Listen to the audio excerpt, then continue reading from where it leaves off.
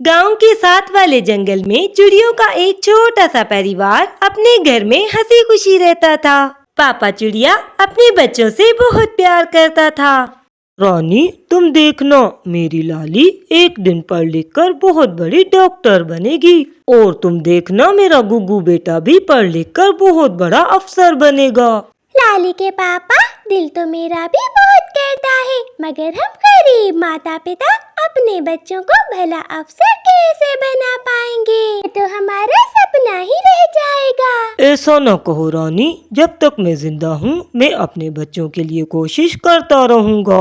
और अगर मैं मर गया तो फिर वो इनकी किस्मत है। राजू जी, ऐसे नहीं बोलते, आप ऐसी अशुभ बातें क्यों कर रहे हैं? अभी वो सब आपस में बातें कर ही रहे थे कि अचानक उनका घोंसला हिलने लगता है। राजू जी, ये क्या हो रहा है? क्या भूकंप आ गया है?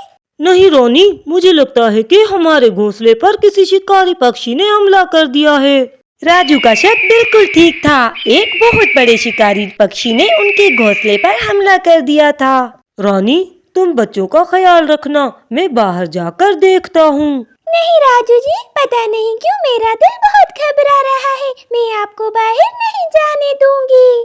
मेरी बात समझने की कोशिश करो रानी। अगर मैं बाहर नहीं गया और वो शिकारी पक्षी इसी तरह हमारे घोंसले पर हमला करता रहा तो हमारा कमजोर घोंसला टूट जाएगा और हम सब उस शिकारी का शिकार बन जाएंगे और मैं अपने बच्चों को अपनी आंखों के सामने मरता हुआ नहीं देख सकता। और राजू बिना कुछ सुने घोंसले से बाहर निकल जाता है। ऊपर वाले, अब तू ही हमारी रक्षा करना।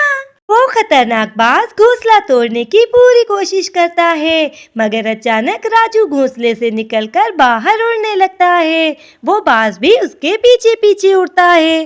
काफी देर उड़ने के बाद राजू एक घने पेड़ में छिप जाता है। वो इधर उधर देखने लगता है, मगर उसे काफी दूर तक वो शिकारी पक्षी दिखाई नहीं देता।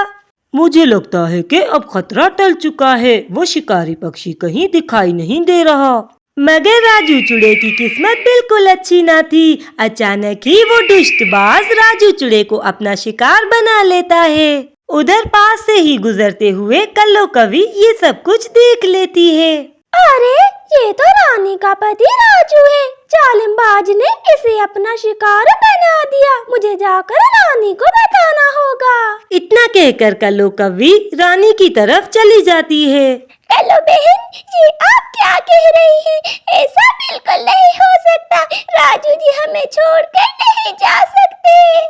चिड़िया, यही हकीकत है और तुम्हें इस हकीकत को मानना होगा। रानी चिड़िया रोने धोने के सिवा और कुछ अब कर भी ना सकती थी। फिर ऐसे ही कुछ दिन गुजर जाते हैं। राजू के जाने के बाद रानी चिड़िया के घर के हालात बहुत खराब हो जाते हैं। एक दिन वो काम मांगने सेठ कालू कौवे के पास आती है।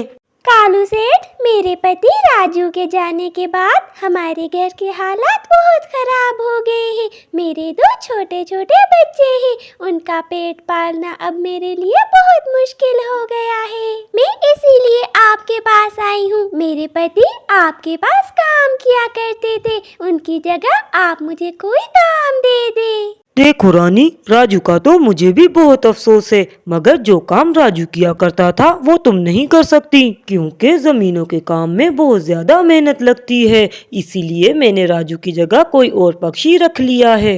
लेकिन राजू बहुत अच्छा चुड़ा था, इसीलिए मैं तुम्हें कुछ पैसे देना चाहता हूँ। इससे तुम अपने घर का राशन ले लेना। फिर कालू सेठ कुछ पैसे निकाल कर रानी चिड़िया को दे देता है। रानी चिड़िया बहुत ज्यादा मजबूर थी, इसीलिए वो कालू कौवे के दिए हुए वो पैसे रख लेती है और रानी चिड़िया वहाँ से चली जाती है। अगले ही रोज जंगल में बहुत तेज बारिश हो जाती है।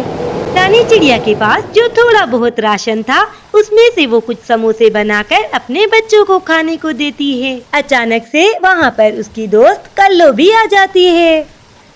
रानी अपनी सहेली कल्लो को भी कुछ समोसे खाने के लिए देती है। रानी बहन, मुझे तुम्हें इस हाल में देखकर बिल्कुल अच्छा नहीं लगता। तुम अपने और अपने बच्चों के लिए कुछ करती क्यों नहीं? कल्लो बहन, करना तो मैं भी अपने बच्चों के लिए बहुत कुछ चाहती हूँ, मगर मैं क्या करूँ? मेरे पास तो कुछ नहीं है। रानी की बात सुनकर कल्लो कुछ सोचने लगती है। रानी, तुम ऐसा क्यों नहीं करती? तुम समोसे बहुत अच्छे बनाती हो। तुम जंगल में छोटी सी समोसों की दुकान लगा लो। तुम्हारे पंखों में बड़ा स्वाद है। मुझे विश्वास है कि तुम्हारी समोसों की दुकान जंगल में बहुत जल्द फेमस हो जाएगी। रानी चिड़िया को भी कल्लू कवि का आइडिया बहुत पसंद आता है। अगले ही दिन रानी चिड़िया जंगल में अपनी एक छोटी सी समोसों की दुकान लगा लेती है। इसी तरह बहुत से दिन गुजर जाते हैं और रानी चिड़िया की समोसों की दुकान पूरे जंगल में मशहूर हो जाती है। अब रानी चिड़िया के हालात बेहतर होने लगे थे। उसने अपने बच्चों का भी एक स्कूल में एडमिशन करवा लिया था। मेरे बच्चों, अब जाओ और खूब मन लगाकर पढ़ाई करना और अपने पिता का सपना पूरा करना।